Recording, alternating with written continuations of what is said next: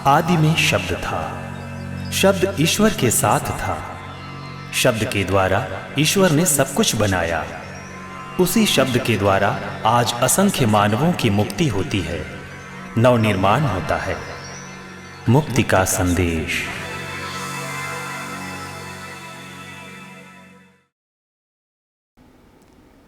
मेरे प्रिय मित्रों, हम सबके जीवन में एक विशेष बुरी आदत है और वो बुरी आदत है शिकायत करने की आदत। मुझे लगता है कि हर मनुष्य के अंदर ये आदत है और अक्सर लोग आपस में एक दूसरे की शिकायत करते रहते हैं। रेलगाड़ियों में सफ़र कीजिए, यात्रा कीजिए, यात्रा के दौरान हमें शिकायत सुनने को मिलती है। लोग सरकार के विरुद्ध शिकायत करते हैं, राजनीतिज्ञों के विरुद्ध शिकायत करते हैं, नेताओं के विरुद्ध शिकायत करते हैं। एक दल के लोग दूसरे दल की शिकायत करते हैं। धर्मगुरुओं के बीच और विश्वासियों के बीच जाइए, विश्वासी आपस में शिकायत करते हैं, धर्मगुरुओं की शिकायत करते हैं, धर्मगुरु लोगों की शिकायत करते हैं, पुरोहितों की शिकायत करते हैं, आम आदमी धर्म बहनों की शिकायत करते हैं। शिक्षण संस्थाओं में जाइए, शिक्षक छात्र छात्राओं की शिकायत करते हैं और छात्र छात्राएं शिक्षकों की शिकायत करते हैं। परिवारों में जाइए, परिवारों में एक दूसरे की शिकायत करता है। पति पत्नी की शिकायत करता है, वो मेरा ख्याल नहीं करती है, ढंग से घर को नहीं रखती है, चिल्लाती रहती है, बच्चों का ख्याल नहीं करती है। पत्नी पति की शिकायत करती है कि पति ख्याल नहीं करता है, घूमते फिरता है, समय पर घर नहीं आता है, घर की आवश्यकताओं की पूर्ति नहीं करता है, बच्चों का ख्याल नहीं करता है।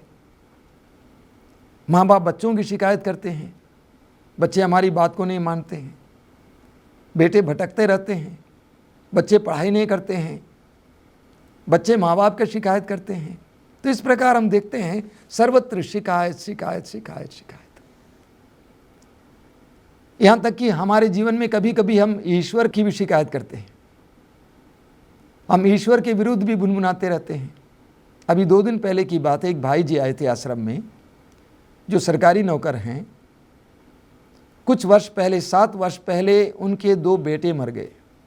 उसके पहले विश्वासी थे, लेकिन उसके बाद 2 दिन पहले ही मैं उनसे मिला हूँ, कई वर्षों की बात। तो मैंने उनसे पूछा कि आप क्यों प्रभु को छोड़ दिए। उन्होंने कहा कि प्रभु ने मुझे छोड़ दिया, ना कि मैंने प्रभु को छोड़ा है। और वो शिकायत करने लगे। इतना ही नहीं, दुर्भाग्य की बात है, दुखपूर्ण बात है कि उनको माउथ कैंसर हो गया है। तो कई लोग ना केवल आपस में शिकायत करते हैं बल्कि ईश्वर की भी शिकायत करते हैं, आपस में ईश्वर की शिकायत करते हैं, भुनभुनाते हैं। बाइबल के गणना ग्रंथ के अध्याय 21 में हमें पढ़ने को मिलता है कि इस्राएली जनता जब मूसा के नेतृत्व में मिस्र देश की गुलामी से बच के जा रही थी, तो मार्ग में वे मूसा और ईश्वर के विरुद्ध भुनभुनाने लगे। और नतीजा क्या हुआ कि ईश्वर ने उनके बीच में विषैले सांप भेजे और सांपों के ढसने से उनमें से कई लोग मर गए। बहुत सुंदर उदाहरण है कैसे शिकायत की आदत हमें नकारात्मक मनोभाव की ओर ढकेल देती है। इतना ही नहीं, कभी कभी हमारे जीवन में कई प्रकार की विपत्तियां लाती है। एक बहुत सुंदर प्रभु का वचन है, हम पढ़ते हैं शोक ग्रंथ के अध्याय 3 उसके वाक्य 39 से 41 तक। आज जब मैं इस वचन के लिए तैयार कर रहा था, अचानक प्रभु ने मुझे ये वचन दिया और कहा कि इस पर मनन चिंतन करो। शोक ग्रंथ के अध्याय 3 वाक्य 39 से 41 तक प्रभु कहते हैं, मनुष्य क्यों शिकायत करे, इससे कहीं अच्छा है कि वो अपने पापों पर नियंत्रण रखें। हम अपने आचरण की जांच और परीक्षा करें और प्रभु की ओर अभिमुख हो जाएं। हम अपने हृदय और अपने हाथ स्वर्ग के ईश्वर की ओर कर लें। प्रभु के इस वचन के द्वारा हमें 2 बातें मिलती हैं। पहली बात यह है कि हम शिकायत करने के बदले अपने आचरण का ख्याल करें। अक्सर हम दूसरों के बारे में शिकायत करते हैं या ईश्वर के बारे में भी शिकायत करते हैं। तो प्रभु का वचन कहता है सबसे पहले हम अपने आचरण का ख्याल करें और हम अपने बुरे आचरण पर नियंत्रण रखें, पहली बात। दूसरी बात, शिकायत करने के बदले हम अपने हृदय और अपने दोनों हाथों को स्वर्ग की ओर उठाएं। अभी 1 महीना पहले झारखंड की राजधानी रांची शहर में बहुत बड़ा सम्मेलन हुआ था। उस सम्मेलन में प्रभु ने मुझसे ये कहा कि तुम यहाँ पर उद्घोषित करो कि शिकायत का युग बीत गया है, अभी प्रार्थना का युग आ गया है। और मैंने प्रभु से यह वचन पाया और मैंने घोषित भी किया। 2-3 सप्ताह के बाद कुछ बहनें वहाँ से यहाँ पे आईं और उन्होंने कहा कि हम शिकायत करना बंद किए हैं और हम प्रार्थना करना शुरू किए हैं। कितनी अच्छी बात है। तो प्रभु कहते हैं शिकायत करना बंद करो, उसके बदले अपने हृदय और अपने दोनों हाथों को स्वर्ग की ओर उठाओ। दूसरों की शिकायत करने के बदले सबसे पहले अपने आचरण का ख्याल करो। मेरे प्रिय भाई और बहनों, इस दुनिया में करोड़ों करोड़ों लोग हैं, हम उनके जीवन को परिवर्तित नहीं कर सकते हैं, लेकिन इस दुनिया में एक व्यक्ति है जिसके जीवन को हम परिवर्तित कर सकते हैं और वह हम स्वयं हैं। तो प्रभु कहते हैं अपने आचरण पर नियंत्रण लाओ। दूसरी बात कि हम अपने हृदय और हाथों को स्वर्ग की ओर उठाएं। समय बीत गया है शिकायत का, अब हमें स्वर्ग की ओर अपने हृदय और हाथों को उठाने की जरूरत है। बाइबल में हमें बहुत सुंदर सुंदर उदाहरण मिलते हैं। हमें निर्गमन ग्रंथ के अध्याय 17 में पढ़ने को मिलता है कि अमलेकी लोग इस्राएलियों से लड़ने के लिए आए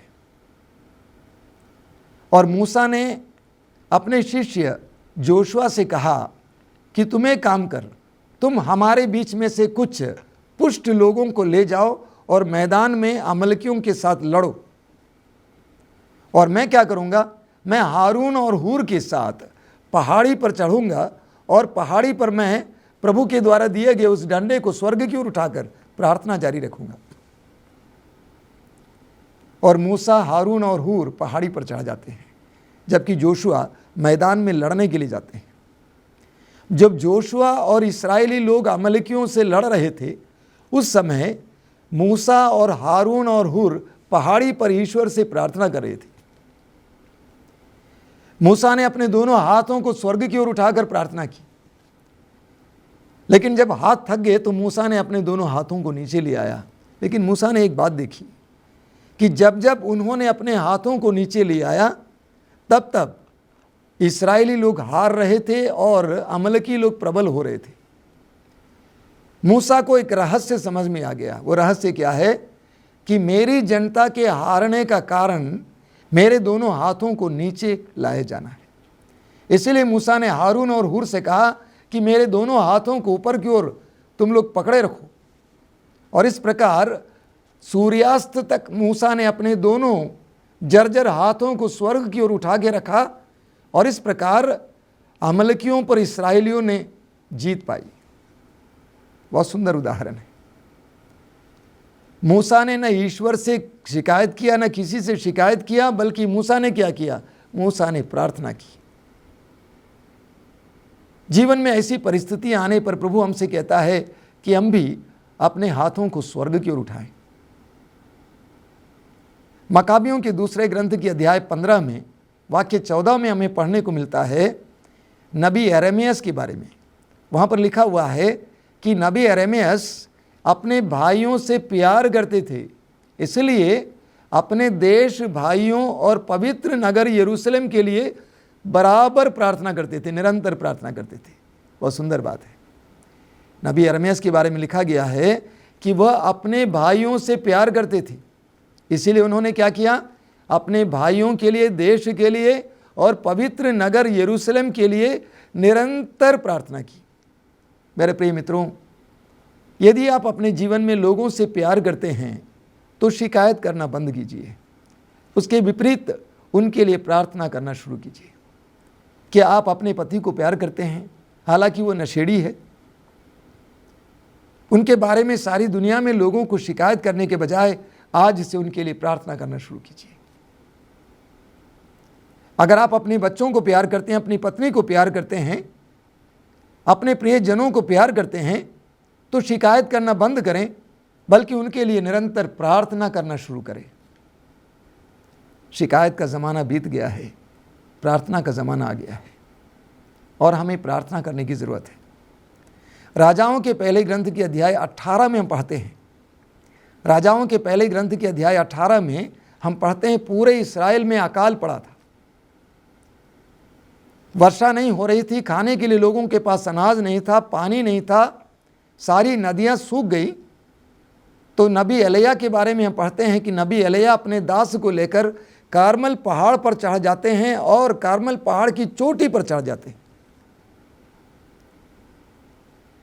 और वहां चढ़कर वचन में बताता है कि वो अपने सिर को लटका देते हैं और दोनों घुटनों के बीच में सिर को लटकाकर वो प्रभु से प्रार्थना करते हैं।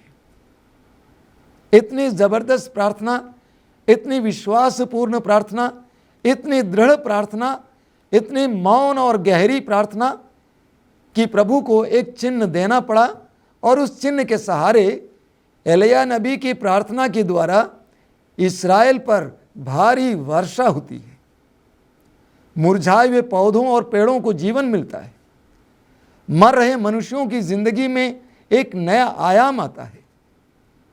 हम शिकायत करना बंद करें, हम प्रार्थना करना शुरू करें।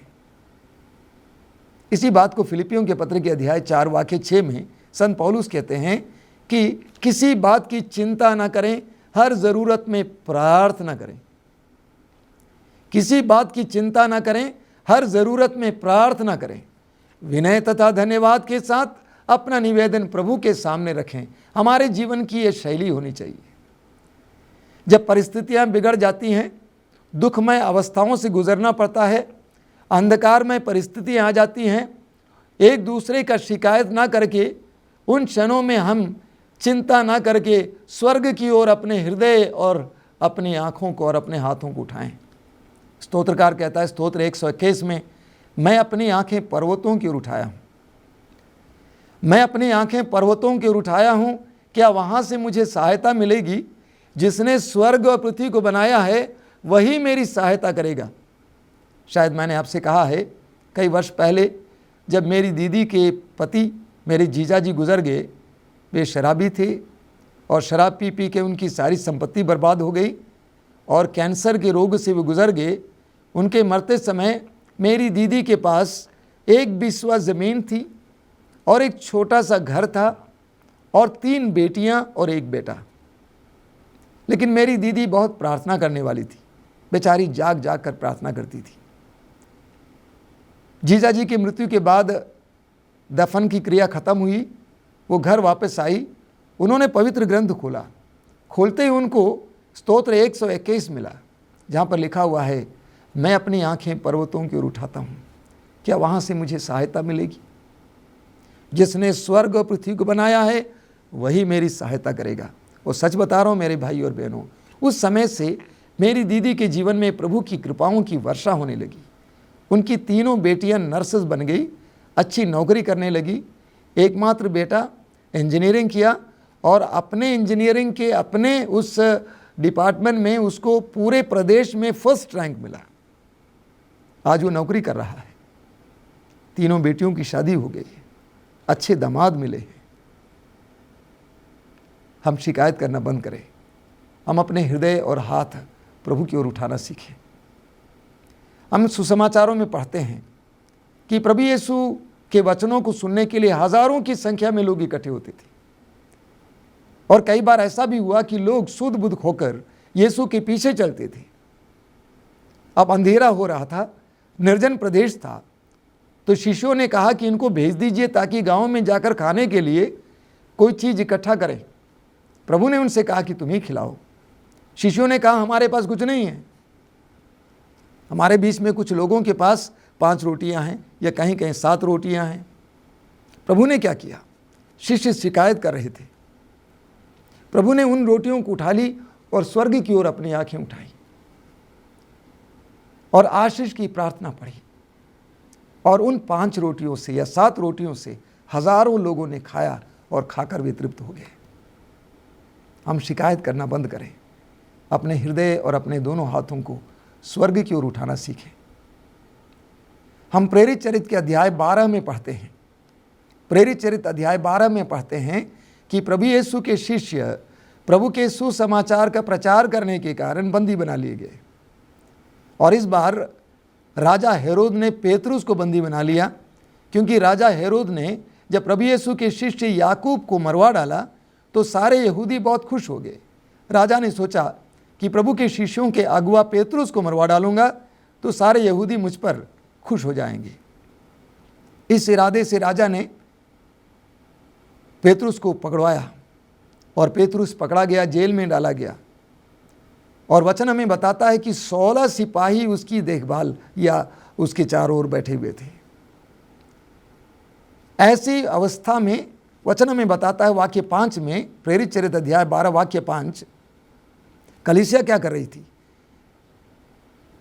शिष्यों का समुदाय क्या कर रहा था, विश्वासियों का समुदाय क्या कर रहा था। वचन हमें बताता है कि विश्वासियों का समुदाय कलीसिया बड़े आग्रह के साथ प्रार्थना कर रहे थे। तो जब विपत्ति आई, उनका अगुआ पकड़ा गया, पेतरुस जेल में बंदी बना लिया गया, वहां पे पड़ा हुआ है रिग्रेस इम्प्रिजनमेंट। ऐसी अवस्था में कलीसिया क्या करती है, आग्रह के साथ प्रार्थना करती है, अपने हृदय और अपने हाथों को स्वर्ग की ओर उठाती है। नतीजा मालूम क्या होता है, प्रभु ने अपने दूत को भेजकर पेतरुस को उस बंदी गृह से एक अद्भुत चमत्कारी ढंग से बाहर ले आता है। और जब पेतरुस एक विश्वासी के घर तक पहुंच जाता है, खटखटाता है, तो लोग विश्वास नहीं कर पाते हैं कि पेतरुस कैद खाने से बाहर आया हुआ है। आग्रह के साथ प्रार्थना कर रहे थे। हमारे जीवन में भी हमें प्रार्थना का सहारा लेने की आवश्यकता है। आज से हम शिकायत करना बंद करें। जब भी शिकायत करने का मौका आ जाता है, तुरंत इन वचनों को याद करें। मनुष्य क्यों शिकायत करे, इसके बदले वह अपने आचरण पर नियंत्रण रखें और विश्वास के साथ अपने हृदय और अपने हाथ स्वर्ग की ओर उठाएं। मध्यस्थ प्रार्थना करने की आवश्यकता है। प्रभु हमसे वायदा करते हैं। लूकस के सुसमाचार के अध्याय 18 में उसके वाक्य 7 और 8 में प्रभु कहते हैं, क्या ईश्वर अपने चुने हुए लोगों के लिए न्याय की व्यवस्था नहीं करेगा, जो दिन रात उसकी दुहाई देते रहते हैं? मैं तुमसे कहता हूं वो जल्दी ही न्याय की व्यवस्था करेगा। लेकिन उसके बाद प्रभु एक टिप्पणी देते हैं, जब मानव पुत्र आएगा तो क्या वह संसार में विश्वास बचा हुआ पाएगा? दो बातें प्रभु हमारे सामने रखते हैं। पहली बात यह है कि पिता ईश्वर उनकी दुहाई देने वाले उनके सच्चे भक्तों के लिए न्याय की व्यवस्था करेगा, और वो भी दिन रात दुहाई देने वाले। परिस्थिति कैसी भी हो, दिन रात प्रभु की दुहाई देना, पूर्ण विश्वास करना कि ये प्रभु तेरे लिए कुछ भी असंभव नहीं है। मेरे जीवन में ये समस्या है। मान लीजिए किसी ने आपके साथ, अभी थोड़ी देर पहले मुझे टेलीफोन मिला था कि उनके साथ अन्याय हो रहा है और कोई उनके ऊपर हमला कर रहा है। मैंने कहा पुकारो, विश्वास के साथ पुकारो। मैंने पहले पूछा कि क्या उस गांव में कोई आपको साथ दे रहा है? उन्होंने कहा कि कोई साथ नहीं दे रहा है, सभी लोग खरीदे गए हैं। मैंने कहा प्रभु आपको साथ देगा, पुकारो प्रभु को, दुहाई दो, दिन रात दुहाई दो। जब हम दिन रात प्रभु की दुहाई देते हैं तो प्रभु हमें साथ देते हैं। तो पहली बात यह है कि दिन रात दुहाई देने वालों के लिए प्रभु न्याय की व्यवस्था करते हैं। दूसरी बात, प्रभु ये सवाल करते हैं कि जब प्रभु इस धरती पे आएंगे या हमारे जीवन में आएंगे, क्या हमारे जीवन में विश्वास बचा हुआ पाएगा? प्रभु के हृदय में एक दुख है। वो दुख क्या है? दुहाई देने वालों को जवाब देने के लिए ईश्वर तैयार है, लेकिन इस दुनिया में बहुत सारे लोगों के अंदर इतना विश्वास नहीं है कि अपनी परिस्थितियों में प्रभु की दुहाई दें। विश्वास की कमी के कारण लोग प्रभु की दुहाई नहीं देते हैं। हम शिकायत करना बंद करें, प्रार्थना करना शुरू करें। प्रार्थना कीजिए। कैसे प्रार्थना करें? मैं आपके सामने 2-3 वचन रखूंगा, कैसे प्रार्थना करें। हम पढ़ते हैं शोक ग्रंथ के अध्याय 2 में उसके वाक्य 18 और 19 में प्रभु हमें बताते हैं कि कैसे प्रार्थना करनी है। प्रभु कहते हैं, तुम सारे हृदय से प्रभु सियोन के रक्षक की दुहाई दो, तुम्हारे आंसू दिन रात नदी की तरह बहते रहें, तुम नहीं रुको, निरंतर रोते रहो। देखिए, यदि आप किसी को प्यार करते हैं उनके जीवन में विपत्तियां आती हैं, उसके जीवन में जब परेशानियां आती हैं, या आपके जीवन में परेशानियां आती हैं, आपके बच्चों के जीवन में परेशानियां आती हैं, ना केवल शिकायत करें, बल्कि प्रभु कहते हैं कि तुम सारे हृदय से प्रभु सियोन के रक्षक की दुहाई दो। कैसे दुहाई दो? तुम्हारे आंसू दिन रात नदी की तरफ बहते रहें, तुम नहीं रुको, निरंतर रोते रहो। वाक्य 19, उठो, रात में चिल्लाओ, पहले पहर में अपना हृदय पानी की तरफ बहा दो। अपने बच्चों के प्राण बचाने के लिए प्रभु के सामने हाथ उठाकर प्रार्थना करो। शिकायत बंद करेंगे, प्रार्थना करना शुरू करेंगे।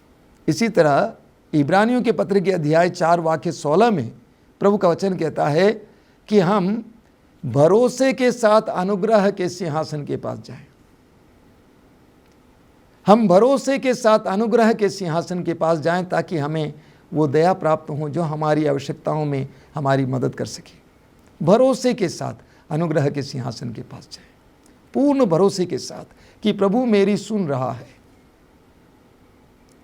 इसी तरह मार्कुस के सुसमाचार के अध्याय 11 वाक्य 24 में प्रभु यीशु कहते हैं कि तुमने जो प्रार्थना में मांगा है, विश्वास करो कि वो तुम्हें मिल चुका है और वो तुम्हें दिया जाएगा। हम प्रार्थना करना शुरू करें, शिकायत करना बंद करें। आइए हम अपनी आंखें बंद करें, अपने दोनों हथेलियों को खुला रखिए। कुछ लंबी देर तक हम प्रार्थना करेंगे। इस समय अपनी आंखें बंद करके ये जानने का प्रयास करें कि मेरे जीवन में कौन कौन सी बातें हैं जिसके बारे में मैं अक्सर चिंतित रहता हूं और जिसके बारे में बराबर मैं शिकायत करता हूं। हो सकता है कि मेरे परिवार के लोगों के बारे में मेरे जो विचार हैं, मेरी चिंताएं हों, मेरी आर्थिक व्यवस्था के बारे में, आर्थिक स्थिति के बारे में। मेरे जीवन में कौन कौन सी बातें हैं जिसके बारे में मैं बराबर चिंतित रहता हूं और बार बार यहाँ वहाँ शिकायत करते रहता हूं। उन सारी बातों के समय प्रभु के हाथ में समर्पित कीजिए। अपने दोनों हाथों को उठाइए। समय इन उठाए हुए हाथों के साथ साथ अपने जीवन की उन बातों को भी प्रभु की ओर उठाइए जिनके बारे में आज तक आप शिकायत करते रहे हैं। प्रभु की आवाज़ को सुन लीजिए कि शिकायत करना बंद करो, प्रार्थना करना शुरू करो। अपने हृदय और अपने दोनों हाथों को स्वर्ग की ओर उठाइए। मेरे भाई, मेरी बहन, उन सारी पीड़ाओं को स्वर्ग की ओर उठाइए। आज ये वायदा कीजिए कि मैं अपने जीवन में शिकायत नहीं करूँगा, शिकायत नहीं करूँगी, बल्कि मैं प्रार्थना करूँगा, प्रार्थना करूँगी। दयालु प्रभु, इस समय मैं अपने इन सारे भाई बहनों को तेरे हाथ में समर्पित करता हूँ। इन वचनों को सुनने वाले इन भाई बहनों के जीवन में मैं विश्वास करता हूँ कि तू चमत्कार कर रहा है। उनके जीवन की असंभव सी बातों को तू संभव कर रहा है। तेरा पवित्र हाथ इनकी ओर बढ़ा यीशु। तूने कहा तुम्हारा जी घबराए नहीं, ईश्वर में विश्वास करो और मुझ में भी विश्वास करो। तेरे पवित्र हाथों को इनकी ओर बढ़ाइए, तेरे अभिषेक पूर्ण हाथों को, अनुग्रह पूर्ण हाथों को, आशीषों से भरे तेरे हाथों की इनकी ओर बढ़ाइए। इन पर दया कीजिए, इनके मन की चिंताओं को इसी वक्त निकाल दीजिए, इनके शोक को मिटा दीजिए। जैसा कि तूने वचन में कहा है, तुम्हारा शोक आनंद में बदल जाएगा। बदल दीजिए प्रभु यीशु इस समय, चाहे वो तुझ पर विश्वास करते हुए ना हो। इस वक्त उनके जीवन में एक चमत्कार होने दीजिए, एक चंगाई होने दीजिए। अनुग्रह कीजिए यीशु, अनुग्रह दीजिए प्रभु यीशु। रोगों से मुक्त कीजिए, बंधनों से आज़ाद कीजिए, चिंताओं से स्वतंत्र कीजिए, निराशा से इनको पूरी तरह से स्वतंत्र कीजिए। धन्यवाद ये प्रभु यीशु, तेरी स्तुति हो, तेरी महिमा हो। दयालु पिता, तेरे पुत्र यीशु के नाम पर इन सबको आशीर्वाद प्रदान कर।